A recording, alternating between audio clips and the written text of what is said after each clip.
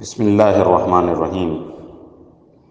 اور وہ وقت بھی یاد کرو جب موسیٰ نے اپنی قوم کے لیے پانی مانگا تو ہم نے کہا اپنی لاٹھی پتھر پر مارو، چنانچہ اس پتھر سے 12 چشمے پھوٹ نکلے۔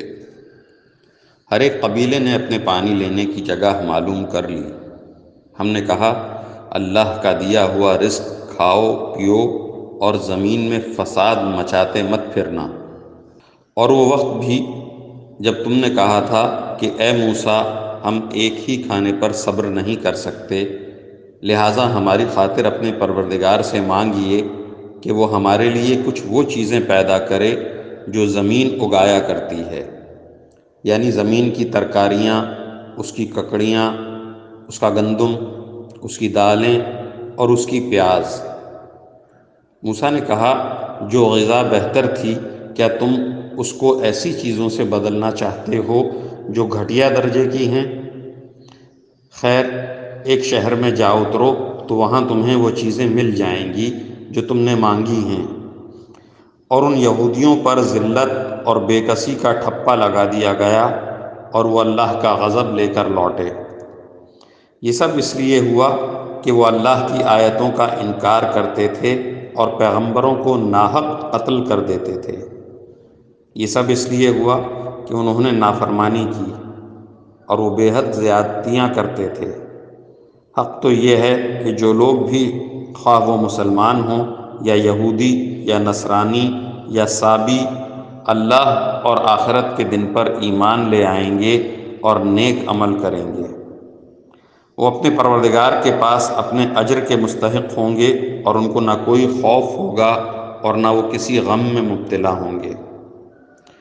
اور وہ وقت یاد کرو جب ہم نے تم سے تورات پر عمل کرنے کا عہد لیا تھا اور کوہ طور کو تمہارے اوپر اٹھا کھڑا کیا تھا کہ جو کتاب ہم نے تمہیں دی ہے اس کو مضبوطی سے تھامو اور اس میں جو کچھ لکھا ہے اس کو یاد رکھو تاکہ تمہیں تقوی حاصل ہو۔ اس سب کے باوجود تم دوبارہ راہ راست سے پھر گئے، چنانچہ اگر اللہ کا فضل اور رحمت تم پر نہ ہوتی تو تم ضرور سخت نقصان اٹھانے والوں میں شامل ہو جاتے۔ اور تم اپنے ان لوگوں کو اچھی طرح جانتے ہو جو سنیچر سبت کے معاملے میں حد سے گزر گئے تھے، چنانچہ ہم نے ان سے کہا تھا کہ تم دھتکارے ہوئے بندر بن جاؤ۔ پھر ہم نے اس واقعے کو اس زمانے کے اور اس کے بعد کے لوگوں کے لیے عبرت اور ڈرنے والوں کے لیے نصیحت کا سامان بنا دیا۔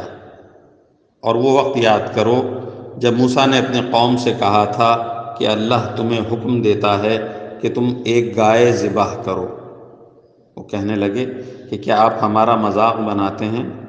موسیٰ نے کہا میں اس بات سے اللہ کی پناہ مانگتا ہوں کہ میں ایسے نادانوں میں شامل ہوں جو مذاق میں جھوٹ بولیں۔ انہوں نے کہا کہ آپ ہماری خاطر اپنے رب سے درخواست کیجئے کہ ہمیں صاف صاف بتائے کہ وہ گائے کیسی ہو۔ اس نے کہا اللہ فرماتا ہے کہ وہ ایسی گائے ہو کہ نہ بہت بوڑھی ہو نہ بالکل بچی، بلکہ دونوں کے بیچ بیچ میں ہو۔ بس اب جو حکم تمہیں دیا گیا ہے اس پر عمل کر لو۔ کہنے لگے آپ ہماری خاطر اپنے رب سے درخواست کیجئے کہ ہمیں صاف صاف بتائے کہ اس کا رنگ کیسا ہو۔ موسیٰ نے کہا اللہ فرماتا ہے کہ وہ ایسے تیز زرد رنگ کی گائے ہو جو دیکھنے والوں کا دل خوش کر دے۔ انہوں نے پھر کہا کہ آپ ہماری خاطر اپنے رب سے درخواست کیجئے کہ ہمیں صاف صاف بتائے کہ وہ گائے کیسی ہو۔ اس گائے نے تو ہمیں شبہے میں ڈال دیا ہے اور اللہ نے چاہا تو ہم ضرور اس کا پتہ لگا لیں گے۔ موسیٰ نے کہا اللہ فرماتا ہے کہ وہ ایسی گائے ہو جو کام میں جت کر زمین میں ہل نہ چلاتی ہو اور نہ کھیتی کو پانی دیتی ہو، پوری طرح صحیح سالم ہو، جس میں کوئی داغ نہ ہو۔ انہوں نے کہا ہاں اب آپ ٹھیک ٹھیک پتہ لے کر آئے۔ اس کے بعد انہوں نے اسے ذبح کیا جبکہ لگتا نہیں تھا کہ وہ کر پائیں گے۔